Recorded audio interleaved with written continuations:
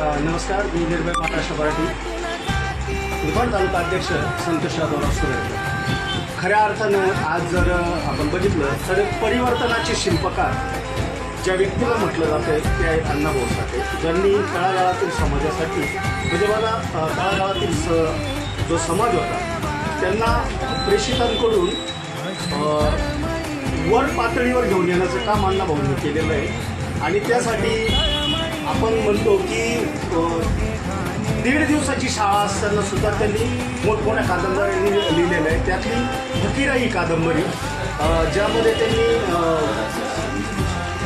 26 देशांमध्ये त्यांची भाषांतर केलेली ही कादंबरी, इतकी महान ती कादंबरी आहे. आणि 1.5 दिवस शाळेत गेलेल्या माणसाने ती लिहिलेली म्हणजे विचारांची सरणी किती प्रखर आणि तेज होती हे त्यावरून लक्षात येतं. आणि समाजाप्रती प्रेम किती होतं, समाजाबद्दलची त्याची तळमळ किती होती हेही त्यातून समजून येतं. अशा अण्णाभाऊ साठेंना मी त्रिवार वंदन करतो त्यांच्या जयंतीनिमित्त. आणि अशाचप्रमाणे की बघा, ज्या वेळेस आपण एखाद्या थोर विचारवंताच्या विचाराने प्रेरित होतो तर तो विचार माणसाला एका उत्तुंग शिखरावर घेऊन जात असतो. याचा प्रत्यय आज आमचे पिंपळगावचे शहर उपाध्यक्ष गोकुळ पगारे यांच्या लेखणीतून काव्यातून येतोय की एक विचार माणसाला काय बनवू शकतो तो विचार आज गोकुळ पगारे यांच्याकडे बघून येतो की त्यांची लेखणी इतकी सुंदर चालली की माणूस पेटल्याशिवाय राहत नाही, इतकं सुंदर ते लिखाण करतात. आणि हे सगळं श्रेय अण्णाभाऊ साठे आणि तत्सम सगळे जे महापुरुष होऊन गेले त्यांच्याकडे जातं. विशेष महत्त्वाची बाब ही मी आज जाणून देतोय की आपण प्रत्येक कलर आणि प्रत्येक महापुरुष वाटून घेतलाय.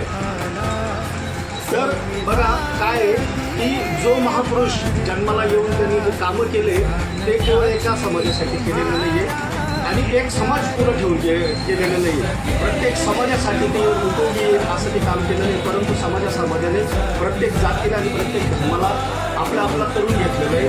ते झालं नाही पाहिजे. आणि इथून पुढं जी शिकलेली तरुणी जेन जी आपण ज्यांना म्हणतो त्यांनी या गोष्टी लक्षात आणल्या पाहिजे. जंतर मंतरवर दिप्तेसारखा एक माणूस ज्याने संविधान हातात धरून म्हणजे त्या ज्या जंतर मंतरवर जे आंदोलन झालं खऱ्या अर्थाने पाहता ते कुठल्याही सत्तेला छेदणारं नाही आहे. त्या आंदोलनातून फक्त असं दिसून येतं आहे की जेव्हा सर्व समाज एकत्र येतो म्हणजे तो ज्यावेळेस एखाद्या आंदोलनाला कुठली जात धर्म वंश परंपरा या गोष्टीचा म्हणजे या गोष्टी पकडत नाही तेव्हा ते आंदोलन निश्चितच एका मोठ्या मार्गावर जातं.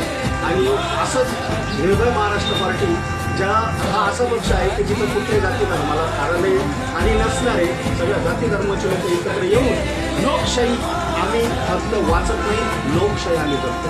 धन्यवाद. एकच लक्ष जनतेचे.